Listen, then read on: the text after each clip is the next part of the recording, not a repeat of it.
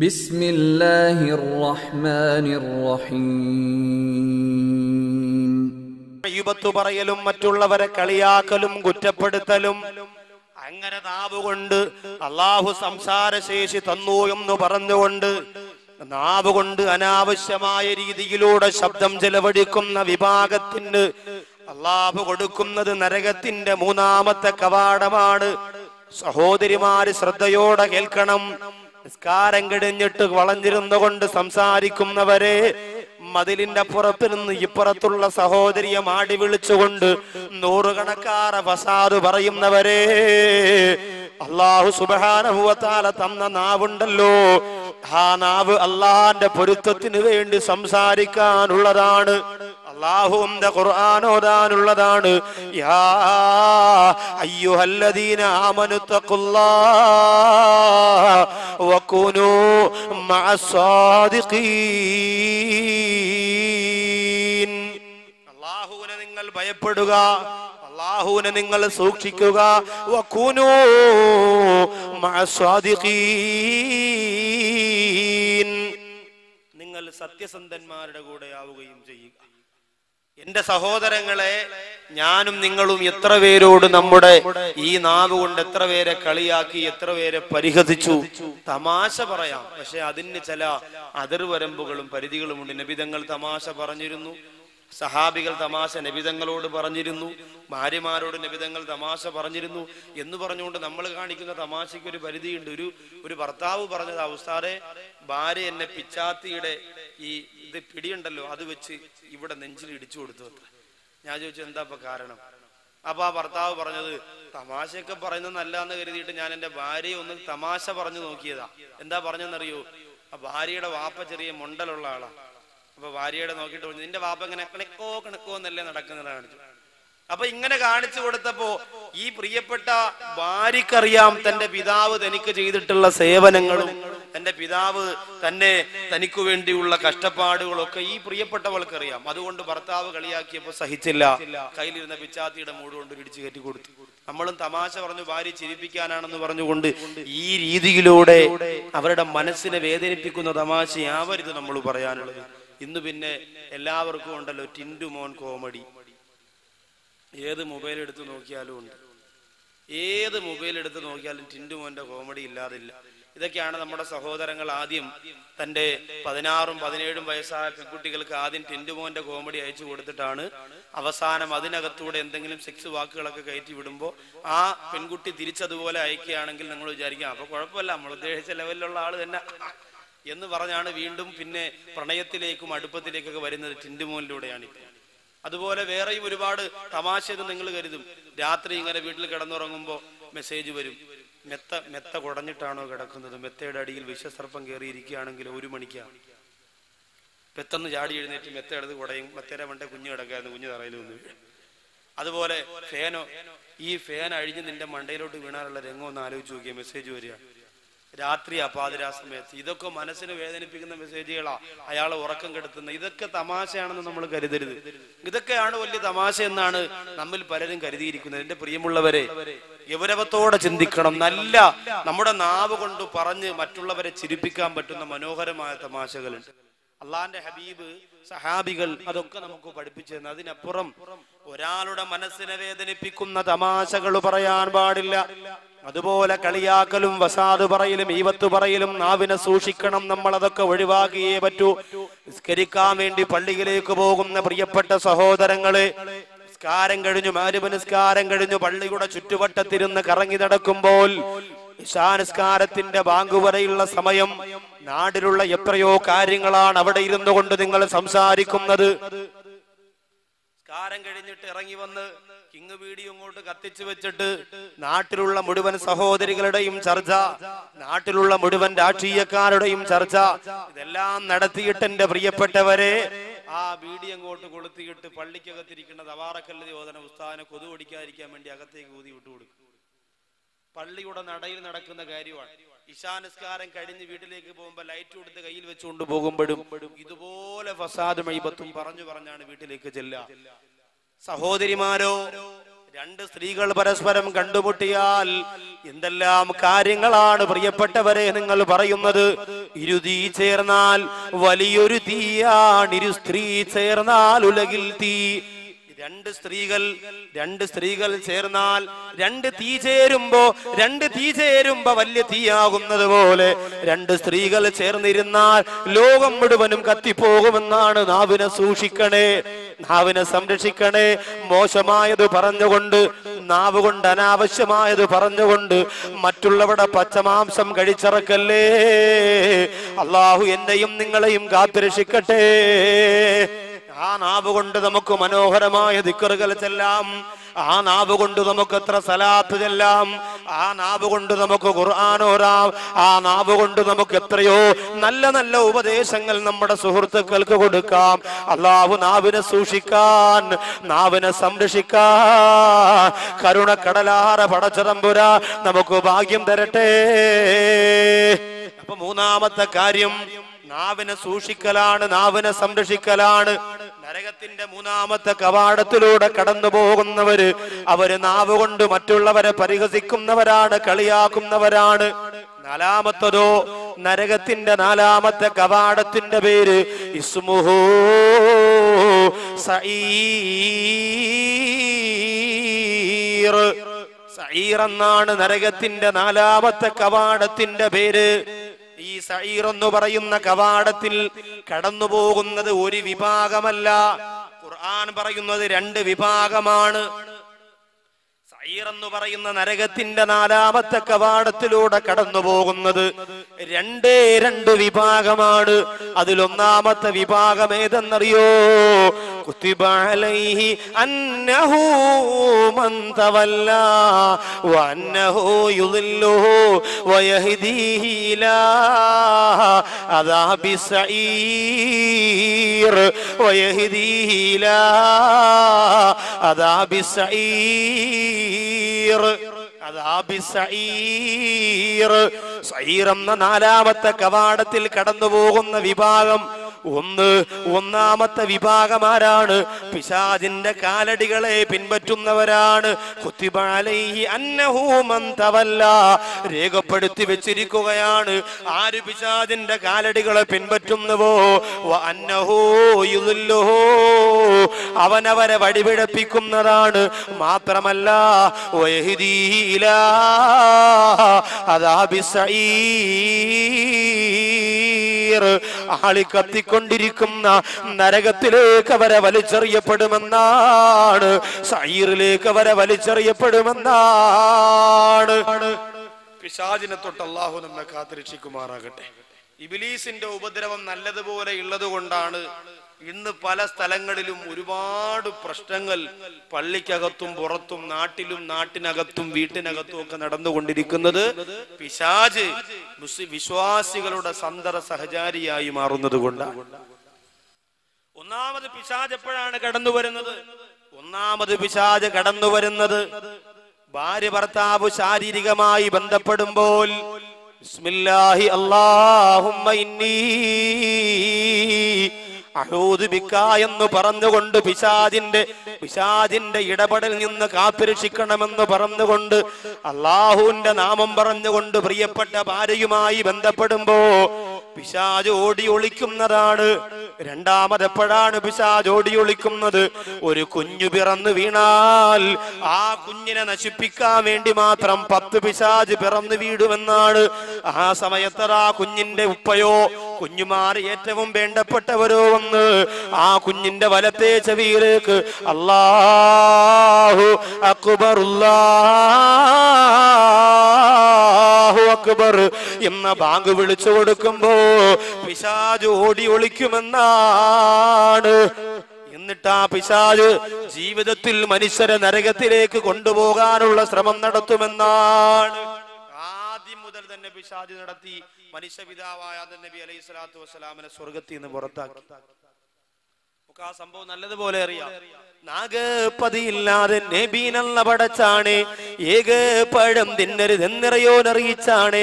അന്നേ പീറകെ മല്ലൂനവിടന്ന് ചതിച്ചാണേ. വന്നിട്ട് നിന്നിട്ട് എന്താണിപ്പഴം നിങ്ങളെടുത്ത് തിന്നാത്ത് ജന്നാത്ത്?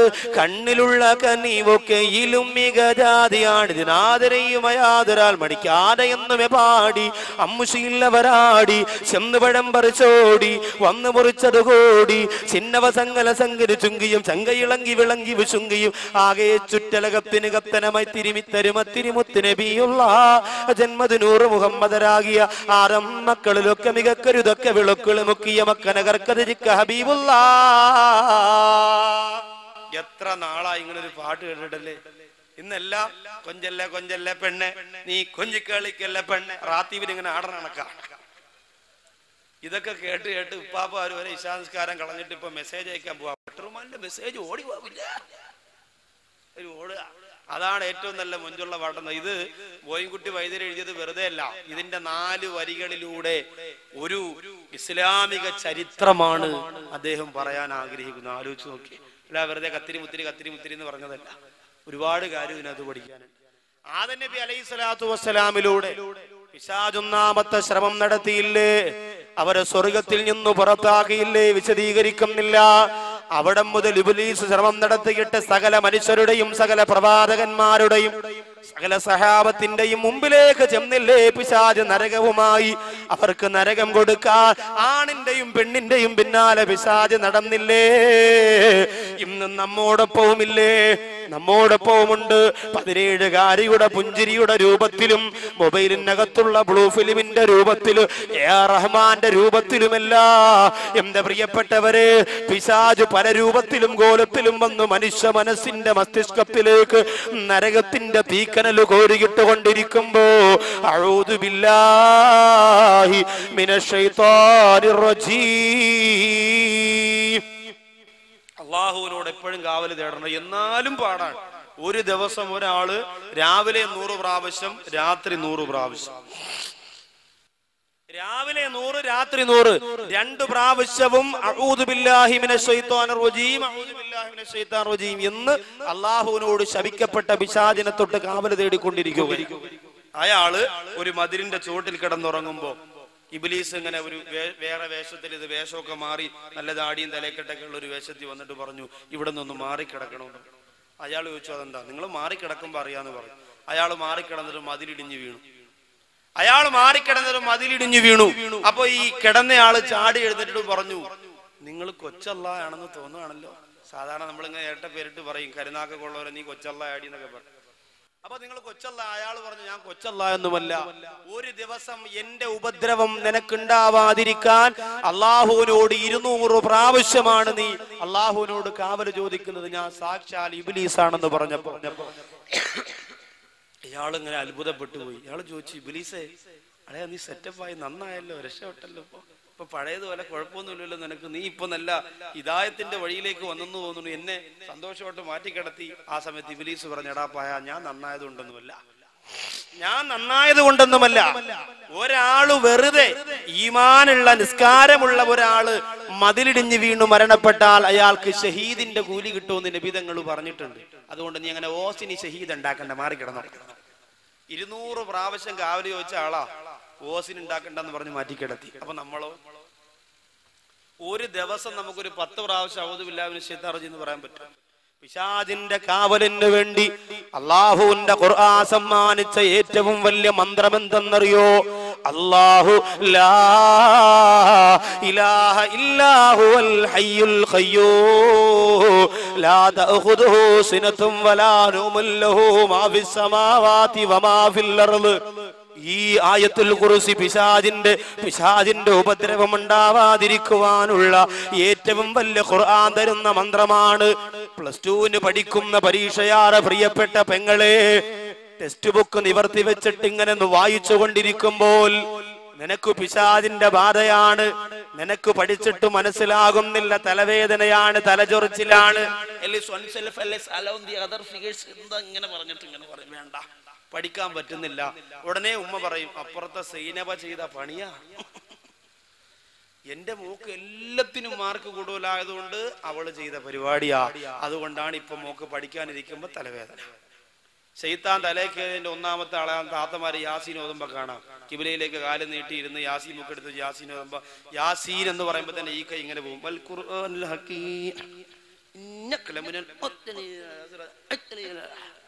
ഒരു മുബീൻ തീരുമ്പോ 10 പേര് ഷഹീദാവും. ഇതെന്ത് യാസീൻ ഓതല? ആരെ ബോധ്യപ്പെടുത്താനാ? അപ്പൊ ഇത് പിശാച് തലേ കയറിന്റെ അടയാളമാ. ഒന്നിനും ഒരു ബോധവുമില്ല. യാസീൻ ബുക്കാണ് ഓലക്ക് തവണ കയ്യിരിക്കുന്നത്, ഒന്നും അറിയില്ല. പിന്നെന്താ? പിശാചു വരച്ച വരയിൽ മനുഷ്യ മക്കളാരെ എന്നെയും നിങ്ങളെയും നിയന്ത്രിച്ചു കൊണ്ടിരിക്കുമ്പോ രക്ഷപ്പെട്ടേ പറ്റൂ. ഒരിക്കൽ കലീമുല്ലാഹി മൂസാ നബി അലൈഹി സ്വലാത്തു വസ്സലാം പിശാചിനെ കണ്ടു. പിശാചിനെ കണ്ടപ്പോൾ മൂസാ നബി അലൈഹിസ്സലാം പറഞ്ഞു, ശൈത്താനെ നിന്നെ ഞാൻ വിടൂല. ശപിക്കപ്പെട്ടവനാര ഇബ്ലീസ്, നിന്നെ ഞാൻ വിടൂലടാ. മൂസാ നബി അലൈഹിസ്സലാത്തു വസ്സലാം ഇബ്ലീസിനെ പിടിച്ചു വെക്കുകയാണ്. ഇബ്ലീസ് പറഞ്ഞു, മൂസാ നബിയേ, എന്നെ നിങ്ങൾ വെറുതെ വിട്ടാൽ നിങ്ങൾക്ക് ഞാനൊരു ഇൽമു പറഞ്ഞു തരാം. എന്നെ നിങ്ങൾ വെറുതെ വിട്ടാ മൂസാ നബിയെ നിങ്ങൾക്ക് മനോഹരമായ ഇൽമു ഞാൻ പറഞ്ഞു തരാമെന്ന് പറയുമ്പോ മൂസാ നബി ചോദിക്കുന്നു, നീ എന്താ പറഞ്ഞു തരാൻ പോകുന്നത്? ആ സമയത്താണ് ശപിക്കപ്പെട്ടവനാണ് ഇബ്ലീസ് ലഅനത്തുല്ലാഹി അലൈഹി മൂസാ നബിയോട് വാള് പറഞ്ഞു കൊടുക്കുന്നത്. ഇബ്ലീസ് ലഅനത്തുല്ലാഹി അലൈഹി അള്ളാന്റെ ശാപം കിട്ടിയ ആളാണെങ്കിലും വലിയ അറിവുള്ള ആളായിരുന്നു. ചേകന്നൂർ ആരായിരുന്നു? ചേകന്നൂരിനെ പോലെ കിതാബ് തിരിഞ്ഞ ആള് ലോകത്തില്ല. പക്ഷേ കിതാബും തലയും ഒരുപോലെ തിരിഞ്ഞുപോയി. കിതാബും തലയും ഒരുപോലെ തിരിഞ്ഞു. നിസ്കാരം 3 വഖത്തേ ഉള്ളെന്ന് പറഞ്ഞു. ഇപ്പോഴും ഉണ്ട് ചേകന്നൂരിന്റെ ആൾക്കാർ 3 വഖത്ത് നിസ്കരിക്കുന്ന ആൾക്കാർ ഇപ്പോഴും ഉണ്ട്. വെറുതെ പറഞ്ഞല്ല. അപ്പൊ ഒരുപാട് അറിവുണ്ടായിട്ട് കാര്യമില്ല. കാരണം ഗുരുത്വവും പൊരുത്തവുമാണ് അറിവ് ഉപയോഗപ്പെടുന്നത്, അറിവ് നാഫിയാകുന്നതിന്റെ പ്രധാന കാരണം. അതുകൊണ്ട് എൻ്റെ പ്രിയപ്പെട്ട ഉസ്താദുമാരോടൊക്കെ എനിക്ക് പറയാനുള്ളത്, നമുക്ക് ഒരു മഹലിൽ സേവനം ചെയ്താൽ അവസാനം കിട്ടുന്നത് എന്താണ്? മതിലൊട്ടിക്കുന്ന കുറെ നോട്ടീസുകളാണ്. 2 കൊല്ലം ഇരുന്ന് ഉസ്താദ് മാറിപ്പോകുമ്പം ഇബ്രാഹിക്കാരെ മോള് അവിച്ച ജാമും കൊണ്ടുവരുമായിരുന്നു, സുലൈമാൻ കാക്കാരെ മോള് പുളിമുളകും കൊണ്ടുവരുമായിരുന്നു. അതൊക്കെ പിന്നീടാണ് അറിയുന്നത്. 2 കൊല്ലം ഇരുന്നപ്പോൾ ആരും അറിഞ്ഞില്ലായിരുന്നു. അന്ന് മൊയിലാരെ ഊറ്റി എടുക്കുക എല്ലാത്തിനും നല്ല ഉഷാറായിരുന്നു. അപ്പോ അത് ഉസ്താദുമാരാ നമ്മൾ ഒരുപാട് ശ്രദ്ധിക്കണം. നമ്മളൊരു മഹലിൽ ഇരിക്കുമ്പോ ഗൗരവത്തോടുകൂടി എൻ്റെ പ്രിയപ്പെട്ട മുത്തഅല്ലിമീങ്ങളോട് പറയാം, ഒരു മഹലിൽ ഞാനോ നിങ്ങളോ ഖതീബായിട്ട് കയറിയാൽ നമ്മളെ ഏറ്റവും അധികം സ്നേഹിച്ചുകൊണ്ട് ഒരുപാട് പേര് അവിടെ. ഒന്നാമത്തെ ദിവസം തന്നെ ഖുതുബയും പ്രസംഗവും കഴിഞ്ഞിറങ്ങുമ്പോൾ ആദ്യം ഒരാൾ വന്നിട്ട് പറയും, ഉസ്താദേ ഇതുവരെ ഈ പള്ളിയിൽ ഇതുപോലെ ഒരു ഖുതുബയും പ്രസംഗവും ആരും കേട്ടിട്ടില്ല. ഇങ്ങനെ പറയുന്ന ആളാണ് ആ മഹലിലെ ഏറ്റവും നമ്പർ 1 പാര. ഒരു സംശയം എഴുതിയിട്ടോ, നിങ്ങൾ എഴുതിയിട്ടോ, ഉറപ്പാണ് ആ കാര്യം. അവരുടെ പാര കാരണം പിന്നെ അവിടെ നിന്ന് മാറേണ്ടി വരും. അതൊന്നാമത്തെ കാര്യം. പിന്നെന്താ പ്രിയമുള്ളവരെ, ഇഖ്ലാസോടുകൂടി അള്ളാഹുവിന്റെ പൊരുത്തത്തോടുകൂടി ചെയ്താൽ 2000 രൂപയാണെങ്കിലും 4000 ആണെങ്കിലും അതിന് വല്ലാത്ത പ്രതിഫലമാണ്. എന്നാൽ പണക്കാരുടെ ആസനം താങ്ങിയിട്ട് സിമ്പതിക്കു വേണ്ടി ചെയ്താലോ, പരിപാലകര് ചെയ്യുന്ന തെറ്റിനെ മൂടിവെക്കാൻ വേണ്ടി, പള്ളിയിലെ ജോലിയിൽ പിടിച്ചിരിക്കാൻ വേണ്ടി അല്ലാഹുവെ മറന്നുകൊണ്ട്, പ്രിയമുള്ളവരെ, പള്ളി പരിപാലിക്കുന്നവർക്ക് തലകുനിച്ചു കൊടുക്കുന്ന പണിയാണ് ചെയ്യുന്നതെങ്കിൽ അല്ലാഹു പൊറുക്കൂല മോനെ. കാരണം നമുക്ക് വലുതല്ലാഹുവാണ്, നമുക്ക് വലുതല്ലാഹുവാണ്, നമുക്ക് വലുതല്ലാഹുവാണ്. എത്ര വലിയ പള്ളിയിൽ നിന്ന് പിരിച്ചു വിട്ടാലും നമുക്ക് ഭക്ഷണം തരുന്നതാരാ? എത്ര വലിയ പള്ളിയിൽ നിന്ന് പിരിച്ചു വിട്ടാൽ നമുക്ക് എത്ര വലിയ രോഗം വന്നാൽ ആ രോഗം മാറ്റുന്നതാരാ? അതിന് ചികിത്സയ്ക്ക് പണം ചെലവഴിക്കുന്നതാരാ? അത് നമ്മൾ മറക്കല്ലേ. എവിടെയെങ്കിലും ഇരിക്കുമ്പോ പലിശക്കാര് വന്ന് തോളത്ത് കൈയിട്ടിട്ട് ഉസ്താദെ കത്തിച്ചോ, കാശ് ഞാൻ തരാ, നിങ്ങളുമിണ്ടല്ലേ, നിങ്ങൾ അവരോടെ പോവല്ലേ, നിങ്ങൾക്ക് എന്താവശ്യം വന്നാലും ചെയ്യുന്ന മഹല്ലാണെന്ന് പറഞ്ഞ് എന്റെ പ്രിയപ്പെട്ടവരെ, പണക്കൊതിയന്മാരുടെ സിമ്പതിക്കു വേണ്ടി അള്ളാഹുവിന്റെ ദീനിനെ കഷണിച്ചു കൊടുക്കുന്ന കാപാലികന്മാരായി മാറിപ്പോയ പണ്ഡിതന്മാരെന്ന പേരല്ല, ഫണ്ഡിഹിതന്മാരെന്ന പേര് തരേണ്ടി വരും. അള്ളാഹു കാത്തുരക്ഷിക്കട്ടെ. അതുകൊണ്ട് എന്റെ സഹോദരങ്ങളോട് വേദനയോടെ പറയുന്നു, ലോകത്ത് നശിച്ചു പോരവരൊക്കെ അറിവില്ലാത്തവരായിരുന്നില്ല. എന്റെ പ്രിയമുള്ളവരെ, നമ്രൂദ് എന്ന് പറയുന്ന സഹോദരന് അറിവില്ലാത്തത് കൊണ്ടല്ല, ഫിർഔന് അറിവില്ലാത്തത് കൊണ്ടല്ല, ശേഖന്നൂരിന് അറിവില്ലാത്തത് കൊണ്ടല്ല, ഇബ്ലീസിന് അറിവില്ലാത്തത് കൊണ്ടല്ല, മലക്കുകളുടെ ഉസ്താദായിരുന്നു ഇബ്ലീസ്. എന്നിട്ടെന്തേ അവസാനം മതപതനത്തിന്റെ പടുങ്കുടിയിലേക്ക് വന്നു വീണു. അതുകൊണ്ട് മൂസാ നബിക്കറിയാ, ഇബ്ലീസ് വാളു പറഞ്ഞു കൊടുക്കാമെന്ന് പറഞ്ഞപ്പോ മൂസാ നബിക്കറിയാം ഇബ്ലീസ് നശിച്ചവനാണെങ്കിലും അറിവുള്ളവനാണ്, നശിച്ചു പോയവനാണെങ്കിലും അറിവുള്ളവൻ. അങ്ങനെ മൂസാ നബിയോട് ഇബ്ലീസ് പറഞ്ഞു, ഞാൻ പറഞ്ഞു തരാൻ നബി, എന്നെ ഉപദ്രവിക്കും. മൂസാ നബിയെ പേടിയാ, കാരണം ഒരൊറ്റയടിക്ക് കിബുത്തി വർഗത്തിൽപ്പെട്ട ഒരാളെ കൊന്നുകളഞ്ഞ ആളാ മൂസാ നബി. നമ്മളെ പോലെ ചക്കളത്തടിയും കൊണ്ട് നടന്നതല്ല. ഒറ്റയടിക്ക് ഒരാൾ കീഞ്ഞു പോയി. പിന്നെ ശ്വാസം ഉണ്ടോന്നൊന്നും നോക്കണ്ട, അപ്പോഴേ കൊണ്ടങ്ങ് അടക്കിയാൽ മതി. ഒരേ ഒരു അടി അടിച്ചു, ഒറ്റ അടി അടിച്ചിട്ടുള്ളൂ. ആലോചിച്ച് നോക്കി, അത് മൂസാ നബി. അസ്രായിലിനെ പോലും അസ്രായിലിന്റെ ശരീരത്തിലേക്ക് പ്രഹരം വെച്ചു കൊടുത്ത ഒരേ ഒരു പ്രവാചകൻ കലീമുല്ലാഹി മൂസാ നബി അലൈഹിസ്സലാം മാത്രമാണ്. അതുകൊണ്ട് പിന്നെ എങ്ങനെ ഇബ്ലീസ് പേടിക്കാതിരിക്കും? ഇബ്ലീസ് പേടിച്ചപ്പോ ഇബ്ലീസിനോട് മൂസാ നബി അലൈഹിസ്സലാത്തു വസ്സലാം ക്ഷമ കാണിച്ചു. ഇബ്ലീസ് പറഞ്ഞു, മൂസാ നബിയെ, നിങ്ങൾ എന്നെ ഉപദ്രവിച്ചില്ലെങ്കിൽ നിങ്ങൾക്ക് ഞാൻ 3 കാര്യം പറഞ്ഞു തരാം. ഞാനൊരു മനുഷ്യനെ വലയിലാക്കുന്നത് 3 സമയത്താണ്. ഒരു മനുഷ്യനെ ഞാൻ നശിപ്പിക്കുന്നത് 3 സന്ദർഭങ്ങളിലാണ്. ഒരു മനുഷ്യനെ ഞാൻ നരകത്തിലേക്ക് കൊണ്ടുപോകാൻ ഒരുക്കി വെക്കുന്നത് 3 സമയത്താണ് നബിയേ. ആ 3 സന്ദർഭങ്ങളിൽ മനുഷ്യൻ എന്നെ സൂക്ഷിച്ചാൽ, ആ 3 സമയങ്ങളിൽ മനുഷ്യൻ എന്നെ ശ്രദ്ധിച്ചാൽ അവർക്ക് നരകത്തിൽ നിന്ന് രക്ഷപ്പെടാം. ഇബ്ലീസ് ലഅനത്തുല്ലാഹി അലൈഹി പറയുമ്പോ കൊതിയോടെ, ആർത്തിയോടെ, ആവേശത്തോടെ മൂസാ നബി അലൈഹിസ്സലാം ചോദിക്കുന്നു, ആ 3 സമയങ്ങൾ എപ്പോഴാണ്? എന്റെ പ്രിയമുള്ള സഹോദരങ്ങളെ, ഈ തഴവാകുറ്റിപ്പുറത്ത് നുസ്രത്തുൽ അനാം എന്ന പാവപ്പെട്ട സഹോദരങ്ങളുടെ സംഘടനയുടെ 2ാമത് വാർഷികത്തിന്റെ അത് കേൾക്കാൻ വേണ്ടി ഒരുമിച്ച് കൂടിയ എന്റെ പ്രിയപ്പെട്ട സഹോദരങ്ങളെ, ഈ 3 സന്ദർഭത്തിൽ ഞാനും നിങ്ങളും ഇബ്ലീസിനെ ശ്രദ്ധിക്കണം കേട്ടോ. ഈ 3 സമയത്ത് പിശാചിന്റെ പിന്തലമുറക്കാരായി മാറാതിരിക്കാ ഞാനും നിങ്ങളും ഗൗരവത്തോടെ പ്രവർത്തിക്കണേ. അതിൽ 1ാമത് എപ്പോഴാന്ന് ചോദിക്കുമ്പോ മൂസാ നബിയോട് പിശാച് പറഞ്ഞു കൊടുക്കുന്നു, നബിയേ, ഒന്ന് കോപം വരുമ്പോഴാണ്, ഒന്ന് ദേഷ്യം വരുമ്പോഴാണ്. ദേഷ്യം വരുമ്പോ ഇബ്ലീസ് വരുമോ എന്ന് ശ്രദ്ധിച്ച് സംസാരിച്ചില്ലെങ്കിൽ പലതും വിളിച്ചു പറയും നമ്മൾ. അവസാനം നമ്മൾ മെസ്സേജ് അയക്കും, അന്നേരം തോന്നിയ ദേഷ്യത്തിൽ വിളിച്ചു പറഞ്ഞതാ, പൊരുത്തപ്പെടണം, കാര്യമില്ല. പള്ളിയുടെ പൊതുയോഗത്തിനൊക്കെ നമ്മൾ കണ്ടിട്ടില്ലേ? പൊതുയോഗത്തിനൊക്കെ പിന്നെ ഇപ്പോ കാശുകാർക്കും വലിയ വലിയ സ്ഥാനമുള്ളവർക്കൊക്കെ അല്ലേ സംസാരിക്കാൻ പറ്റും. പാവപ്പെട്ട ആരെങ്കിലും അസ്സലാമു അലൈക്കും, എനിക്കൊരു കാര്യം പറയണമെന്ന്, ആള് കൊള്ളാ, ഇവിടെ തെണ്ടിത്തിരിഞ്ഞ് കിടന്ന് കാലടക്കി വരയിലാണ്, അച്ഛനെ അവനെ ഒതുക്കി അവിടെ ഇരുത്തും. കാശുകാർക്ക് സംസാരിക്കാം. സാറ് പറയും, അപ്പൊ സാറ് സ്കൂളിൽ പോയിട്ടൊന്നുമില്ല, സാറിന് കുറച്ച് നോട്ട് പോക്കറ്റ് ഉണ്ട്, അതാണ് സാറ്. എന്റെ പ്രിയപ്പെട്ടവരെ, ആലോചിക്കണം. അങ്ങനെ സമ്പന്നവർഗത്തിന്റെ കുപ്പകയായി ഇസ്ലാമിന്റെ ചില കാര്യങ്ങളൊന്നും മാറിക്കൊണ്ടിരിക്കുകയാണ്. അല്ലാഹു കാത്തിരക്ഷിക്കുമാറാകട്ടെ. അപ്പോ ദേഷ്യം വരുമ്പോ നാം ശ്രദ്ധിച്ച് സംസാരിക്കില്ലെങ്കിൽ പ്രശ്നമാണ്. ഉമ്മയോട് ദേഷ്യം വരുമ്പോ എന്തെല്ലാം പറയും? ഉമ്മയോട് ദേഷ്യം വരുമ്പോ നമ്മൾ എന്തെല്ലാം പറയും? ശ്രദ്ധിക്കണം. അൽ ജന്നത്തു തഹ്ത അഖ്ദാമിൽ ഉമ്മഹാ, പ്രസവിക്കപ്പെട്ട മക്കളെ, നമുക്ക് അല്ലാഹു തരുന്ന സ്വർഗ്ഗം ഉമ്മാടെ കാൽപാദത്തിന്റെ ചോട്ടിലാണ്. മറക്കാൻ പാടില്ല, ഉമ്മാടെ കാൽപാദത്തിന്റെ ചോട്ടിലാണ് നമുക്കുള്ള സ്വർഗ്ഗം. അതുകൊണ്ട് ഉമ്മയോട് സംസാരിക്കുമ്പോ ദേഷ്യത്തോടെ സംസാരിക്കരുത്. അപ്പൊ വാപ്പയോട് സംസാരിക്കുമ്പോ ദേഷ്യപ്പെടാമോ? പാടില്ല. വാപ്പയും ഉമ്മയും നമ്മുടെ ഗുരുനാഥന്മാരെ പോലെയാണ്. നമ്മുടെ ഗുരുനാഥന്മാരെ പോലെയാണ് അല്ലാഹുവും റസൂലും കഴിഞ്ഞാൽ പിന്നെ നമുക്ക് ഏറ്റവും വലുത് നമ്മുടെ ഉമ്മയല്ലേ, നമ്മുടെ ഉപ്പയല്ലേ. ആ മാതാപിതാക്കളുടെ പൊരുത്തം നുസ്രത്തുൽ അനാമിന്റെ പ്രിയപ്പെട്ട സംഘാടകര് നേടിയെടുക്കണമെന്ന് വേദനയോടുകൂടി ഞാൻ ഓർമ്മപ്പെടുത്തുകയാണ്. കാരണം നിങ്ങൾ ഈ ചെയ്യുന്നത് നല്ലൊരു പ്രവൃത്തിയാണ്. നിങ്ങൾ ഈ ചെയ്യുന്നത് വളരെ ഒരു പുണ്യകാര്യം കാര്യമാണ്. അതിന് അള്ളാന്റെ മുന്നിൽ പ്രതിഫലം വേണം മോന്.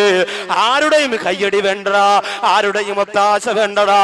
ജനങ്ങൾ നിങ്ങളെ കുറ്റപ്പെടുത്തട്ടെ, പരിഹസിക്കട്ടെ, കളിയാക്കട്ടെ, ആരും നിങ്ങൾക്ക് സർട്ടിഫിക്കറ്റ് തരണ്ട. അള്ളാന്റെ കോടതിയിൽ ചെല്ലുമ്പോ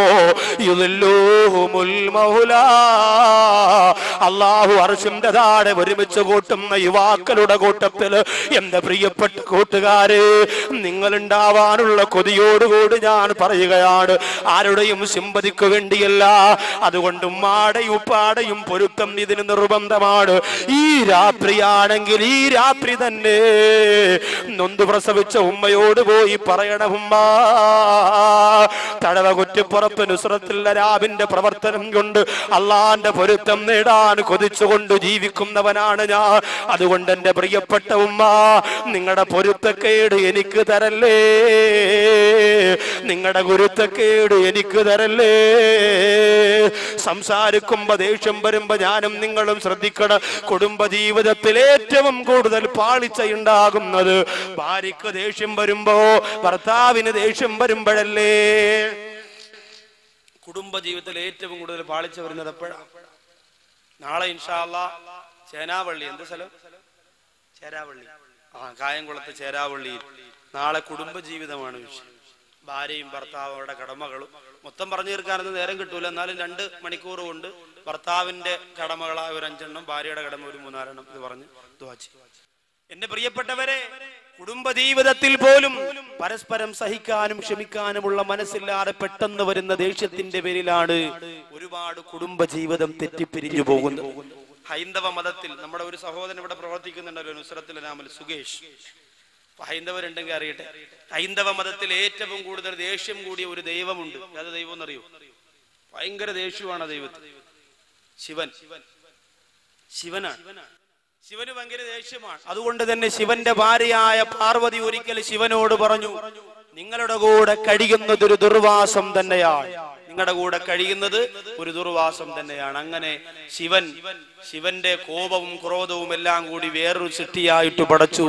ആ സൃഷ്ടിയുടെ പേരാണ് ദുർവാസാവ്. റളിയല്ലാഹു അൻഹു പറയുന്നത് സഹാബത്തിന്റെ പേരൊന്നുമല്ല, ദുർവാസാവ് എന്ന് പറയും. ഹൈന്ദവ പുരാണങ്ങൾ പരിശോധിച്ചാൽ കാണാം ദുർവാസാവും ശകുന്തളയും തമ്മിൽ ടച്ചാണ്, കമ്പനിയാണ്. പുരാണങ്ങൾ പറയുന്ന കഥയാണ്, അല്ല അവരെ കുറ്റപ്പെടുത്തിയത്, അവരുടെ പുരാണത്തിന്റെ കഥയാണ്. ദുർവാസാവും ശകുന്തളയും കന്യാശ്രമത്തിൽ ശകുന്തള അങ്ങനെ ഇരിക്കുമ്പോൾ ദുർവാസാവിനൊരു തീരുമാനമുണ്ട്. ദുർവാസാവ് എവിടെ ചെന്നാലും തന്നെ കാണുന്നവരൊക്കെ എഴുന്നേറ്റ് നിൽക്കണമെന്നാണ് നിയമം. കാണുന്നവരൊക്കെ എഴുന്നേറ്റ് നിന്ന് ബഹുമാനിക്കണമെന്നാണ്. അങ്ങനെ ശകുന്തളയെ കാണാൻ വേണ്ടി ദുർവാസാവ് വന്നപ്പോൾ ശകുന്തള കന്യാശ്രമത്തിൽ തന്റെ കാമുകനെ കുറിച്ച് ചിന്തിച്ചു കൊണ്ടിരിക്കുകയാണ്. അങ്ങനെ ചിന്തിച്ചുകൊണ്ടിരിക്കുമ്പോൾ ദുഷ്യന്തനെ കുറിച്ചാണ് ചിന്തിച്ചുകൊണ്ടിരിക്കുന്നത്. ആ സമയത്ത് ശകുന്തളയുടെ ദുർവാസാവ് വന്നിട്ട് എഴുന്നേൽക്കാത്തത് കൊണ്ട് ശകുന്തളയുടെ തലയിലേക്ക് കൈവച്ചുകൊണ്ട് ദുർവാസാവ് പറഞ്ഞു, നീ ഇതുവരെ ആരെ കുറിച്ചാണോ ചിന്തിച്ചു കൊണ്ടിരിക്കുന്നത്, അയാള് നിന്നെയങ്ങു മറന്നു പോകട്ടെ. ശാപം ഏറ്റു. അന്ന് മുതൽ പിന്നെ ദുഷ്യന്തൻ ശകുന്തള ദുഷ്യന്തൻ എത്ര മിസ്കോൾ അടിച്ചിട്ടും പിന്നെ തിരിച്ചു വിളിക്കുന്നില്ല. കമ്പനി അതോടുകൂടി പൊളിഞ്ഞു എന്നാ പുരാണം പറയുന്നത്. ദുഷ്യന്തന്റെയും ഈ ശകുന്തളയുടെയും ബന്ധം ദുർവാസാവിന്റെ ശാപം കൊണ്ട് പൊളിഞ്ഞു പോയതാണത്ര. അപ്പൊ ദേഷ്യം കൂടിയവരെ നമുക്ക് ആർക്കും ഇഷ്ടമല്ല. അല്ലാഹുവിന്റെ ഹബീബ് പറഞ്ഞതെന്താണ്? ഔസിനി യാ റസൂലല്ലാഹ്, ഔസിനി യാ റസൂലല്ലാഹ്. നബിയേ, നല്ലൊരു കാര്യം കൊണ്ട് എന്നോട് വസിയത്ത് ചെയ്യണമെന്ന് പറഞ്ഞുകൊണ്ട് നബി തങ്ങളുടെ മുമ്പ് വന്നപ്പോ അല്ലാഹുവിന്റെ റസൂല് പറഞ്ഞു കൊടുത്തതെന്താ? ലാ തഗ്ലബ്, ലാ തഗ്ലബ്, ലാ തഗ്ലബ്. നീ കോപിക്കല്ലേ, നീ കോപിക്കല്ലേ. 3 പ്രാവശ്യമാണ് പറഞ്ഞത്. പെട്ടെന്ന് വരുന്ന ദേഷ്യത്തെ പിടിച്ചു നിർത്തണേ. ദേഷ്യം വരുമ്പോഴാണ് പലതും പറഞ്ഞു പോകുന്നത്. ദേഷ്യം വരുമ്പോ ഒരു സഹോദരൻ പറഞ്ഞത്, ഉസ്താദെ നല്ല അടിപൊളി മൊബൈലായിരുന്നു, റബ്ബറൊക്കെ ഇട്ട് കൊണ്ടുവരുന്നു വാരിക്കൂട്ടി. എന്തു പറ്റി? വീട്ടിൽ ചെന്നപ്പോ ഭാര്യ എന്തോ ഒരു സാധനമായി കൊണ്ട് ചെല്ലാൻ പറഞ്ഞു, കൊണ്ടുവന്നില്ല. മറന്നുപോയത് കൊണ്ട് ഭാര്യയുമായിട്ട് വഴക്കായി ദേഷ്യം വന്ന് കയ്യിലിരിക്കുന്ന മൊബൈൽ ഇവിടെ സ്വൈര്യം ഇല്ലെന്നും പറഞ്ഞുകൊണ്ട് ഒരൊറ്റ എറിഞ്ഞു. മാർബിളിൽ വീണു, മൊബൈൽ തവിട് പൊടിയായി. അങ്ങനെ 16 റബ്ബറൊക്കെ ഇട്ട് ഇപ്പൊ ഉസ്താദെ 2 കേൾക്കുമ്പോ 4 വരണം, മെസ്സേജ് അയക്കുമ്പോ പാട്ട് കേൾക്കണം. ഒരു ബഹളം തന്നെ. എന്ത് പറ്റി? പിന്നീട് കരഞ്ഞിട്ടൊന്നും കാര്യമില്ല. ദേഷ്യം വരുമ്പോ എന്തെല്ലാം ചെയ്യും നമ്മൾ, എന്തെല്ലാം ചെയ്യും? ചീത്ത വിളിക്കും, മക്കളെ ശകാരിക്കും, മക്കളെ ഉപദ്രവിക്കും, ഭാര്യയെ ഉപദ്രവിക്കും, പ്രിയപ്പെട്ടവരുടെ മുടിക്കുത്തിന് പിടിച്ചു ചുവരിലേക്ക് ഇടുക്കി വെക്കും. റസൂലുള്ള പറയുന്നു, ലാ തഗ്ളബ്, നിങ്ങൾക്ക് ദേഷ്യം വരാൻ പാടില്ല, കോപിക്കാൻ പാടില്ല.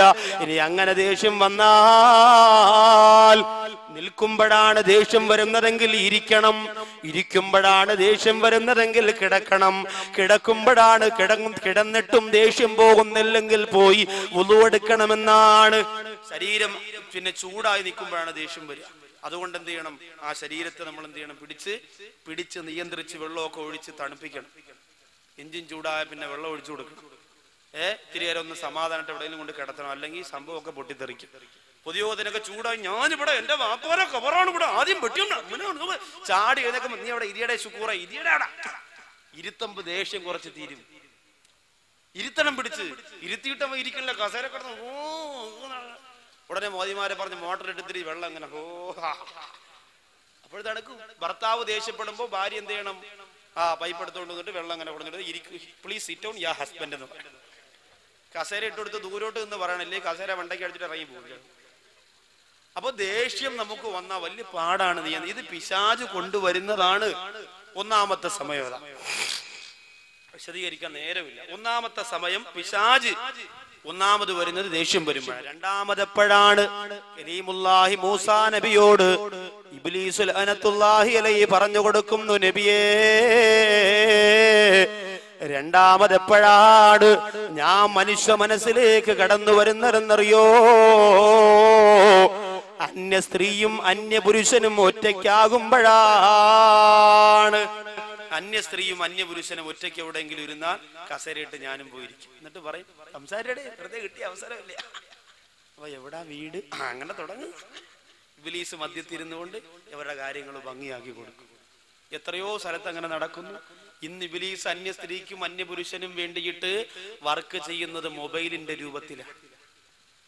മെസ്സേജ് രാത്രിയാകുമ്പോ 16 വയസ്സായ മോള് കിടന്നുറങ്ങുന്നു, ഉമ്മച്ചിരെയും വാപ്പച്ചിരിയുടെ അടുത്ത് കൂക്കൂ കൂക്കൂ മെസ്സേജ് വരാം. 1 മണിയാകുമ്പോ പെണ്ണെടുത്ത് വായിച്ചു നോക്കുമ്പോ മെസ്സേജ് MUPILAN മൂപ്പിലാൻ ഉറങ്ങിയോ? ഉറങ്ങിയെങ്കിൽ ടെറസിന്റെ മുകളിൽ കയറൂ, ഞാൻ അപ്പുറത്തെ വീട്ടിലെ ചെടിച്ചട്ടിയുടെ മണ്ടയിലുണ്ട്, നമുക്ക് വെളുക്കുന്നവരെ സംസാരിക്കാം. മെസ്സേജ്. അപ്പൊ ഇവള് തിരിച്ചു പറയും, എടാ ചീത്താനെ വാപ്പ ഉറങ്ങിയിട്ടില്ല, പിന്നീട് കുറച്ചുകൂടെ കഴിയട്ടെ. കുറച്ച് കഴിയുമ്പോ വീണ്ടും കൂക്കൂ കൂക്കൂ. യവനിതൊന്നും നോക്കേണ്ട കാര്യമില്ല. അവന് വാപ്പായുമാക്കെ തലാക്കി ടെറസിന്റെ മണ്ടയിട്ടിരിക്കുകയാണ്. അവന് ഏതെങ്കിലും ഒരു പെണ്ണ് തിരിച്ച് റിപ്ലൈ കൊടുക്കുമ്പോ അങ്ങ് സംസാരം തുടങ്ങിക്കോളും. അതുവരെ ഇങ്ങനെ അയച്ചുകൊണ്ടിരിക്കും. അങ്ങനെ രണ്ടാമത് വീണ്ടും കൂക്കു കേൾക്കുമ്പോ ഈ പെണ്ണിന്റെ വാപ്പ പറയും, ആരിവാ ഇവിടെ ആരാ ബോംബ് വെച്ചെന്നാ തോന്നണ, കുറെ നേരമായിട്ട് കൂക്കൂ കൂക്കൂന്ന് കേൾക്കാം. ഇത് നിങ്ങൾ വിചാരിക്കും അത്രയും ബുദ്ധിയുള്ള പെണ്ണിന് പിന്നെ മൊബൈൽ സൈലന്റ് ആയിക്കൂടെ എന്ന്. ചൈന സെറ്റല്ലേ, സൈലന്റ് ആക്കി ആവണ്ടേ? ഹൗദി കിടന്നാലും വെല്ലി കേൾക്കണ സാധനമാണ് ചൈനക്കാരിറക്കണത്. ഇനി ഇമാമിനെയും കൂടെ ചൈനയിൽ നിന്ന് ഇറക്കിയാൽ രക്ഷപ്പെട്ടു. ഇമാമിനെയും കൂടെ ചൈനയിൽ നിന്ന് ഇറക്കിയാൽ അടിപൊളിയായിരിക്കും, നല്ല രസമായിരിക്കും. മീശ എന്താടിയൊന്നും ഉണ്ടാവില്ല എന്ന് പറഞ്ഞ് കുത്തു പോകുമ്പോ വലിയ അല്ല, ശമ്പളം കൊടുക്കാനല്ലേ പാട്. ചൈനയിൽ നിന്ന് ഇറങ്ങിക്കോളി. എന്റെ സഹോദരങ്ങളെ, അപ്പോ അന്യ സ്ത്രീയും അന്യ പുരുഷനും ഒറ്റയ്ക്കെവിടെയെങ്കിലും ഇരുന്നാൽ മൂന്നാമനായി പിശാച് വരുന്നതാണ്. അഫറൈതൽ ഹമുവ യാ റസൂലല്ലാഹ്, അല്ലാഹുവിന്റെ റസൂലേ ഹമുവിനെ കുറിച്ച് എന്തു പറയുന്നു നബിയേ? ഹമുവ് എന്ന് പറഞ്ഞാൽ ആരെന്ന് എന്റെ സഹോദരിമാർക്കറിയോ? ഭർത്താവിന്റെ അനുജനാണ്, ഭർത്താവിന്റെ ജ്യേഷ്ഠനാണ്. എന്തു പറയുന്നു നബിയേ? അള്ളാന്റെ റസൂല് പറഞ്ഞു, അവരും അന്യരാണ്. അൽ ഹമു അൽ മൗതു, ഹമു എന്ന് പറയുന്ന ഭർത്താവിന്റെ അനുജനും ജ്യേഷ്ഠനുമായി നീ ഇടപെടുന്നത് അത് മരണത്തിന് തുല്യമാണ്. ചില സഹോദരിമാര് പറയുമല്ലോ, എന്റെ ഇക്ക ഗൾഫിലാണെങ്കിൽ എന്താ, മോന് പോളിയോ കൊടുക്കാൻ പോകുമ്പോ അനിയന്റെ പൾസർ ഉണ്ടല്ലോ, ശ്രമിക്കണ്ട, എവിടെ പോകാനും അനിയൻ പൾസറും കൊണ്ടുവരുമല്ലോ. എന്റെ അനുജനും ഭാര്യയും കൂടി വീഗാലാൻഡിൽ പോയപ്പോ എന്നെ കൊണ്ടുപോയല്ലോ. അനുജൻ എന്നോട് വല്ലാത്ത സ്നേഹമാണ്, എന്റെ ഇക്കയെക്കാളും ഇഷ്ടമാണ്, എന്റെ അനുജനില്ലെങ്കിൽ ഞാൻ ഒരുപാട് വേദനിച്ചു പോയന് എന്ന് പറയുന്നവരെ, ഒരു ഭർത്താവിന്റെ അനുജന്റെ സ്നേഹം ഞാൻ നിഷേധിക്കുന്നില്ല. പക്ഷേ ഭർത്താവിനെ പോലെ ഇടപെടുന്നത് ഹറാമാണ് പെണ്ണേ, അത് സൂക്ഷിക്കണേ. അന്യരെ സൂക്ഷിച്ചേ പറ്റൂ. അത് മാമാടെ മോനാണ്, മാമിയുടെ മോളാണെന്നൊക്കെ പറഞ്ഞ് ഇബ്ലീസ് നിങ്ങൾക്ക് ബന്ധം ചേർത്തു തരും. പക്ഷേ ഹറാം ഹറാം തന്നെ. അറിയാതെ ഞാനും നിങ്ങളും കുടുങ്ങിപ്പോകും. അല്ലാഹു കാത്തുരക്ഷിക്കട്ടെ. അതുകൊണ്ട് അന്യ സ്ത്രീയും അന്യ പുരുഷനും ഒറ്റയ്ക്കാകുന്ന സമയമുണ്ടല്ലോ. 14 വയസ്സുകാരിയായ മോള് അപ്പുറത്തെ വീട്ടിൽ കൊണ്ടാകയിട്ട് കറങ്ങാൻ പോകുന്ന ഉമ്മ, 17കാരിയുടെ കൂടെ 22കാരനെ ട്യൂഷൻ എന്ന പേരിൽ റൂമിന്റെ അകത്തടച്ചിടുന്ന ഉപ്പ, കേരള കലോത്സവത്തിന്റെ പേരിൽ, യുവജനോത്സവത്തിന്റെ പേരിൽ കോട്ടയത്തും തിരുവനന്തപുരത്തും ലോഡ്ജ് എടുത്തുകൊണ്ട് മക്കൾക്ക് താമസ സൗകര്യം ഒരുക്കി കൊടുക്കുന്ന ഉമ്മ, ഹോസ്റ്റലിൽ താമസിക്കാൻ വേണ്ടി 17കാരിക്ക് 18കാരിക്ക് സ്വാതന്ത്ര്യം കൊടുക്കുമ്പോ ആ പൊന്നുമോളെ മൊബൈലിലേക്ക് വിളിക്കുമ്പോ 24 മണിക്കൂറും ബിസിയാണെങ്കിൽ പിന്നെ എന്തിനാണ് ഉമ്മ മാസാമാസം വിദേശ രാജ്യത്ത് കിടന്ന് വിയർപ്പെടുക്കുന്ന ഭർത്താവിന്റെ നോട്ടുകെട്ട് വാങ്ങി മോളെ കുരുതി കൊടുക്കുന്നതുമ്മ? ശ്രദ്ധിക്കണേ. അന്യ സ്ത്രീയും അന്യ പുരുഷനും എവിടെ ഒറ്റയ്ക്കാകുമോ അവിടെ ഞാനുണ്ട് നബിയേ. അവരെ നശിപ്പിക്കാൻ ഞാനുണ്ട് നബിയേ. ഇതാണ് രണ്ടാമത് ഞാൻ വരുന്നതെന്ന് പറയുമ്പോ, മൂന്നാമത് എപ്പോഴാണെന്ന് ചോദിക്കുമ്പോ ഇബ്ലീസ് ലഅനത്തുല്ലാഹി അലൈഹി നബി തങ്ങളോട് പറയുന്നു, മൂസാ നബിയേ, മൂന്നാമത് എന്നെ ശ്രദ്ധിക്കാനുള്ളത് ഒരാള് സ്വതക്ക കൊടുക്കാൻ തീരുമാനിക്കുമ്പോഴാണ്. ഒരാള് സ്വതക്ക കൊടുക്കാൻ തീരുമാനിക്കുമ്പോ പെട്ടെന്ന് ഇബ്ലീസ് വന്നിട്ട് പറയും, അത്രയും കൊടുക്കണോ? 2 ദിവസം താമസിച്ചാൽ അതിന്റെ നേർ പകുതിയാകും, 3 ദിവസം താമസിച്ചാൽ 1/4 ഭാഗമാവും, 4ന്റെ അന്ന് 50 രൂപ കൊണ്ട് കൊടുത്ത് പോട്ടെ അസ്സലാമു അലൈക്കും. ഇന്നലെ ഇവിടെ നിന്ന് പോയ ഒരു സഹോദരൻ ഉദാഹരണത്തിന് ചിന്തിച്ചോ, 5000 രൂപ ഇന്ന് ഇവിടെ കൊടുക്കണം പാവപ്പെട്ട കൊച്ചുങ്ങൾക്ക് വേണ്ടി. ഒന്നുമല്ലെങ്കിലും ഇത്രയും ജനങ്ങൾ ഒരുമിച്ച് കൂടിയതിൽ ഒരാളുടെ ആമീൻ സ്വീകരിച്ചുകൊണ്ട് അള്ളാഹു എന്നെ രക്ഷപ്പെടുത്തിയാലോ എന്ന് ചിന്തിച്ചുകൊണ്ട് 5000 കൊടുക്കാൻ തീരുമാനിച്ചു. വീട്ടിൽ പോയപ്പോ ഭാര്യ പറഞ്ഞു, പിന്നെ വല്ലതും കൊടുക്കണ്ടേ, പാവം, നല്ല പരിപാടിയാണ്, അതുകൊണ്ട് നമ്മുടെ വകയായിട്ട് എന്തേലും പാവപ്പെട്ട കുഞ്ഞുങ്ങളൊക്കെ നിക്കാഹിപ്പിക്കാനല്ലേ, നമുക്കും ഇല്ലേ 3 മക്കള്. ഇതൊക്കെ പറയുമ്പോ ഭർത്താവ് പറയാം, 5000 രൂപ കൊടുക്കണം.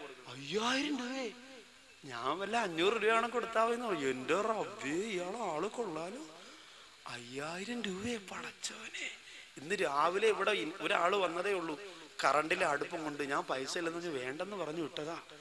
കറണ്ടിലെ അടുപ്പ് കമ്പനി പരിചയപ്പെടുത്തുന്ന പുതിയ സാധനമാണ്, താത്ത സ്വിച്ച് ഇട്ടാ മതി, ചായ റെഡി. താത്ത പറയും, ഇന്ന് നോക്കട്ടെ, ഒരു ഗ്ലാസ് ചായ ഇട്ട് കുടിച്ച് താത്ത പറയും, പൈസ ഇല്ല. എന്റെ പ്രിയപ്പെട്ടവരെ, അങ്ങനെ കമ്പനി പരിചയപ്പെടുത്തുന്ന സാധനങ്ങളുമായിട്ട് രാവിലെ വന്നപ്പോ വാങ്ങാറെ പറഞ്ഞു വിട്ടതല്ലേ. അതുകൊണ്ട് 5000 ഒന്നും കൊടുക്കണ്ട, ബാക്കി തഴവയിൽ എത്ര ആൾക്കാരുണ്ട് കാശുള്ളവര്. അതുകൊണ്ട് 5000 വേണ്ട, 2500 രൂപ കൊടുക്കണം. അങ്ങനെ തീരുമാനിക്കുന്നു. 2500 ആയി. രാവിലെ ആകുമ്പോൾ ഒരാൾ കല്യാണം വിളിക്കാൻ വന്നു, അവിടെ ഒരു 500 കൊടുക്കണ്ടേ, അപ്പൊ 2000 അവിടെ പള്ളി കൊടുത്തിട്ട് അവിടെ 500 കൊടുക്കും. അപ്പൊ 5000 പിന്നെ 2000 ആയി. അങ്ങനെ പാല് അച്ഛനും അച്ചാരം പിന്നെ കൊടുത്ത് അവസാനം ഇവിടെ വരുമ്പോ ദുആ ലിസ്റ്റിൽ പറയാൻ മടി. കാരണം എന്താ, 25 രൂപയേ ഉള്ളൂ, ബക്കറ്റ് കൊണ്ടുവരുമ്പോ ഇടാം. 5000 രൂപ ഒറ്റ ദിവസം കൊണ്ട് 25 ഉലുവയായി. ആലോചിച്ച് നോക്കി. ആര് സ്വതക്ക കൊടുക്കാൻ തീരുമാനിക്കുന്നുവോ പിശാച് അവിടെ കടന്നു വരുമെന്നാണ്. എന്നിട്ട് ആ പിശാച പൈസയെ കുറച്ചു കൊണ്ടുവരും. കാരണം എന്തെന്നറിയോ, അസ്സദഖത്തു റദ്ദുൽ ബലാ. സ്വതക്ക എന്ന് പറയുന്നത് നിനക്ക് വരാനിരിക്കുന്ന ഒരുപാട് അപകടത്തെ അള്ളാഹു മാറ്റുന്നതിനൊരു കാരണമാണ്. അതുകൊണ്ട് നീ അപകടത്തിൽ വീഴുന്നതാണ് പിശാചിനിഷ്ടം. ഈ 3 സമയങ്ങളാണ് പിശാച് കടന്നു വരുന്ന ഏറ്റവും എളുപ്പമുള്ള വഴികൾ. ശ്രദ്ധിക്കണേ. അതുകൊണ്ട് എന്റെ പ്രിയമുള്ള സഹോദരങ്ങളെ, ഗൗരവത്തോടെ ആലോചിച്ചുകൊണ്ട് പിശാചിന്റെ കാലടികളെ പിൻപറ്റല്ലേ. അവർക്ക് അല്ലാഹു കൊടുക്കുന്നത് നരകത്തിന്റെ 4ാമത്തെ കവാടമാകുന്ന സഈറാണ്. നരകത്തിന്റെ 4ാമത്തെ കവാടമാകുന്ന സഈറിലേക്ക് കടന്നു പോകുന്ന 2ാമത്തെ വിഭാഗം ആരെന്നറിയോ? ഖുർആനാണ് പറയുന്നത്. ഇന്നല്ലദീന യഅകുലൂന അംവാലൽ യതാമാ ദുൽമാ ഇന്നമാ യഅകുലൂന ഫീ ബുതൂനിഹിം നാറാ വസയസ്ലൗന സഈറാ വസയസ്ലൗന സഈറാ. നരകത്തിന്റെ 4ാമത്തെ കവാടമാര സഈറില്ലേ, ആ സഈറിലേക്ക് കടന്നു പോകുന്ന 2ാമത്തെ വിഭാഗമാരാണ്. ഇന്നല്ലദീന യഅകുലൂന അംവാലൽ യതാമാ ദുൽമാ, അക്രമപരമായി അനാഥ മക്കളുടെ സ്വത്ത് കഴിക്കുന്നവരാണ്. യതീമീങ്ങൾക്ക് അർഹതപ്പെട്ട, യതീമീങ്ങൾക്ക് അവകാശപ്പെട്ട സ്വത്ത് കഴിക്കുന്നവരാണ്. യഅകുലൂന ഫീ ബുതൂനിഹിം നാറാ, അവരുടെ വയറ്റിലേക്ക് അവര് കഴിക്കുന്നത് നരകത്തിന്റെ തീയാണ്. വസയസ്ലൗന സഈറാ, അവരെ സഈർ എന്ന് പറയുന്ന നരകത്തിന്റെ 4ാമത്തെ കവാടത്തിൽ കടത്തുന്നതാണെന്ന് അല്ലാഹുവിന്റെ ഖുർആനാണ് പ്രിയപ്പെട്ടവരെ പറയുന്നത്. യതീംഖാന നടത്തുന്നവര്, യതീം മക്കളുടെ പേര് പറഞ്ഞ് വയറ് വളർത്തുന്നവര്, യതീമിന്റെ പേര് പറഞ്ഞുകൊണ്ട് ഗൾഫിൽ പോയി പണം പിരിക്കുന്നവര്, യതീമിന്റെ പേര് പറഞ്ഞുകൊണ്ട് വസ്തു വാങ്ങുന്നവര്, യതീംഖാന നടത്തിയിട്ട് മോളെ കെട്ടിച്ചവര്, യതീംഖാന നടത്തിയിട്ട് വലിയ വാഹനമെടുത്തവര്, അതിന്റെ 1 രൂപയെങ്കിലും യതീമക്കൾക്ക് അർഹതപ്പെട്ട പൈസയാണെങ്കിൽ മോനെ, നീ ആലിമാകട്ടെ, നീ ജാഹിലാകട്ടെ, നീ കൊടികെട്ടിയ പണ്ഡിതനാകട്ടെ, യഅകുലൂന ഫീ ബുതൂനിഹിം നാറാ, വജറ്റിലേക്ക് കഴിക്കുന്നൊരു നരകത്തിന്റെ തീയാണ്. വസയസ്ലൗന സഈറാ, അവർക്ക് സഈർ എന്ന നരകത്തിന്റെ 4ാമത്തെ കവാടമാണ്. പക്ഷേ ഇഖ്ലാസോടെ യതീംഖാന നടത്തുന്നവർക്ക് വലിയ പ്രതിഫലമാണ്. 1 രൂപ പോലും ഹറാമായ രീതിയിലൂടെ അനാഥ മക്കൾക്ക് അർഹതപ്പെട്ട പണം അടിച്ചു മാറ്റാറ്, കൈയിട്ട് വാരാറ്, 1 രൂപ പോലും പാഴാക്കാറ്, തൊട്ടാൽ പൊള്ളുന്ന പണം പോലെ കാത്തു സൂക്ഷിച്ചുകൊണ്ടാണ് പ്രവർത്തിക്കുന്നതെങ്കിൽ അൽഹംദുലില്ലാഹ് അവർക്ക് വല്ലാത്ത കൂലിയാണ്. പൊതുമുതൽ എന്നും അങ്ങനെ തന്നെയാണ്. യതീമക്കളുടെ സ്വത്തൊന്നു മാത്രമല്ല, അള്ളാന്റെ പള്ളിയുടെ സ്വത്തുണ്ടല്ലോ, കാണിക്ക വഞ്ചി പൊട്ടിച്ചുകൊണ്ട് പ്രസിഡന്റും സെക്രട്ടറിയും ഇരുന്ന് വളഞ്ഞിരുന്ന് എണ്ണുകയാണ്. അതിൽ നിന്ന് 1 രൂപയുടെ നാണയത്തൊട്ടറിയാതെ എണ്ണം തെറ്റിപ്പോയി, നീ എടുത്തിട്ടില്ല, എണ്ണം തെറ്റിയത് മാത്രമാണ് ചെയ്തത് എന്നതുപോലും ഹറാമാണ് മോനെ. ഇന്ന് സംഘടനകളുടെ അവസ്ഥ എന്താണ്? ഇന്ന് അറബി കോളേജിന്റെ അനാഥ മന്ദിരങ്ങളുടെ അവസ്ഥ എന്താണ്? ഇഖ്ലാസുള്ള പടച്ചോനെ പേടിയുള്ളവരെല്ലാം നടത്തുന്നതെങ്കിൽ വല്ലാത്ത അപകടം തന്നെ. നിന്റെ നരകത്തിന് പിന്നെ വേറെങ്ങും പോണ്ട.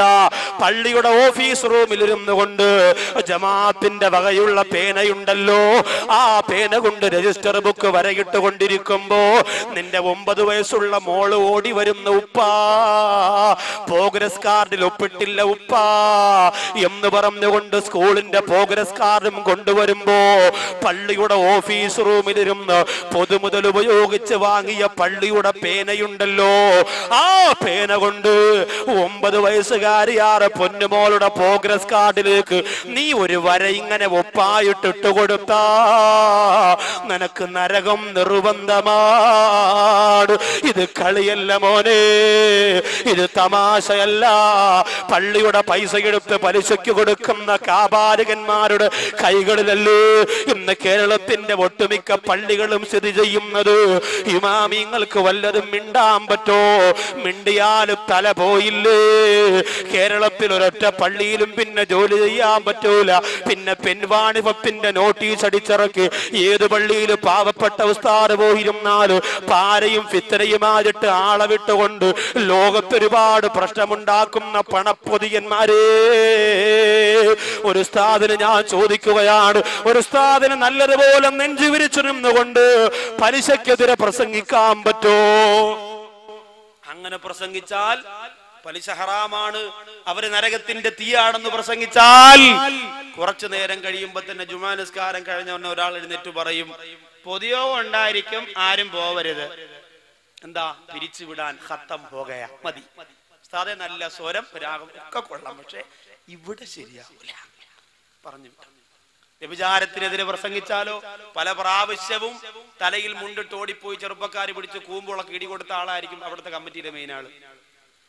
വ്യഭിചാരത്തിനെതിരെ പ്രസംഗിക്കുമ്പോ അവര് വിചാരിക്കും ഇത് ഇവര് പണി കൊടുത്ത് പറയിപ്പിക്കുന്നതാ, പൊതുയോഗം ഉണ്ടായിരിക്കും, ആരും പോവരുത്. അപ്പോഴും പണി മൂലായിരിക്കും കിട്ടും. എത്ര സ്ഥലത്ത് ഇതൊന്നും പറയാതിരിക്കാൻ, ഇതൊന്നും കണ്ടില്ല കേട്ടില്ല എന്ന് വെച്ചുകൊണ്ട് അവര് വരുമ്പോ എഴുന്നേറ്റ് നിൽക്കുന്ന 3000 രൂപ ശമ്പളം വാങ്ങുന്ന പ്രിയപ്പെട്ട പണ്ഡിതന്മാരെ, അല്ലാന്റെ കോടതിയുണ്ട് മോനെ. ഷാറുവാക്കവിക്ക് പേടിയുണ്ട്, ഭയമുണ്ട്. അതുകൊണ്ടാണ് പറയുന്നത്, വിവരമില്ലാത്തവർക്ക് കൊടുക്കുന്ന ശിക്ഷയുടെ 7 ഇരട്ടിയാണ് വിവരമുള്ളവർ തെറ്റ് ചെയ്താൽ അല്ലാഹു കൊടുക്കുന്നത്. പ്രവാചകന്മാരില്ലാത്തവർക്ക് കൊടുക്കുന്ന ശിക്ഷയുടെ 7 ഇരട്ടിയാണ് തെറ്റ് ചെയ്യുന്ന പ്രവാചകന്മാർക്ക് അല്ലാഹു കൊടുക്കുന്നത്. തഴവ ഉസ്താദിന്റെ മഖാമിന് മുന്നിൽ നിന്ന് യാസീനോദി ഞാനും എന്റെ സുഹൃത്തുക്കളും ദുആ ചെയ്തത്, അല്ലാഹുവേ ഒരിക്കലും ഇല്ലാത്ത ഒരു വാക്കുപോലും എന്റെ നാവിൽ നിന്ന് കൊണ്ടുവരുതെന്നാണ്. എന്റെ ശബ്ദം ശ്രവിക്കുന്നവര്, നിങ്ങൾ ആരെയും അടച്ചേഷിപ്പിക്കാനല്ല, നിങ്ങളെ പുറം കാലുകൊണ്ട് വലിച്ചെറിഞ്ഞുകൊണ്ട് പറയുന്നതല്ല, അഹങ്കാരത്തിന്റെ ശബ്ദമാണെന്ന് നിങ്ങൾ ആരും കരുതല്ലേ. അള്ളാന്റെ കോടതി മറക്കല്ലേ. നരകത്തിന്റെ അടിത്തട്ടിലേക്ക് പോകുമ്പോ പലിശക്കാരന്റെ തലോടൽ കാണൂല്ല, വ്യഭിചാരിയുടെ സന്തോഷം കാണൂല്ല, അതേ രാഷ്ട്രീയ മേലാളന്മാരുടെ താങ്ങലും തടവലും കാണൂല. ഒറ്റയ്ക്കാണ് മോനെ, ഒറ്റയ്ക്കാണ് മോനെ. അല്ലാഹു കാത്തുരക്ഷിക്കട്ടെ. അതുകൊണ്ട് അനാഥ മക്കളെ തൊട്ടുള്ള കളി വേണ്ട. യതീമക്കളുണ്ടോ അവരെ ശ്രദ്ധിക്കണേ. ഒരു അനാഥ പെൺകുട്ടിയുടെ കല്യാണം എന്നറിഞ്ഞാൽ, വാപ്പയില്ലാതെ വളർന്ന പൊന്നുമോൾ എനിക്കാണെന്നറിഞ്ഞാ, നിങ്ങളെ കൊണ്ട് ചെയ്യാൻ പറ്റുന്നത് നിങ്ങൾ ചെയ്യണേ, നിങ്ങളെ കൊണ്ട് കൊടുക്കാൻ പറ്റുന്നത് നിങ്ങൾ കൊടുക്കണേ. അതിനല്ലാന്റെ മുന്നിൽ വല്ലാത്ത കൂലിയാണ്, അതൊരിക്കലും പാഴായി പോവില്ല. കഴിവിന്റെ പരമാവധി അനാഥ മക്കളെ സ്നേഹിക്കാൻ പറ്റോ, സന്തോഷിപ്പിക്കാൻ പറ്റോ, അവർക്കൊരു നേരത്തെ ഭക്ഷണം കൊടുക്കാൻ പറ്റോ, അവിടെ വിവാഹത്തിന് സഹായിക്കാൻ പറ്റോ, അത് വല്ലാത്ത സന്തോഷമാണ്. എന്റെ ശബ്ദം ശ്രവിക്കുന്ന എത്രയോ വാപ്പയില്ലാത്ത മക്കള് ഇപ്പൊ ആ കസേരയിൽ ഇരുന്നു കൊണ്ട് കരയുന്നുണ്ടാവും. ശരിയാണ് ഉസ്താദേ, വാപ്പ മരിക്കുമ്പോഴാണ് വാപ്പാടെ വിലയെറിയുന്നത്. ഏറ്റവും വലിയ തീബാഹി ദുനിയാവിൽ ജീവിച്ച ലോകത്തിന്റെ നായകൻ നബി മുഹമ്മദ് മുസ്തഫ സല്ലല്ലാഹു അലൈഹി വസല്ലമ തങ്ങള്.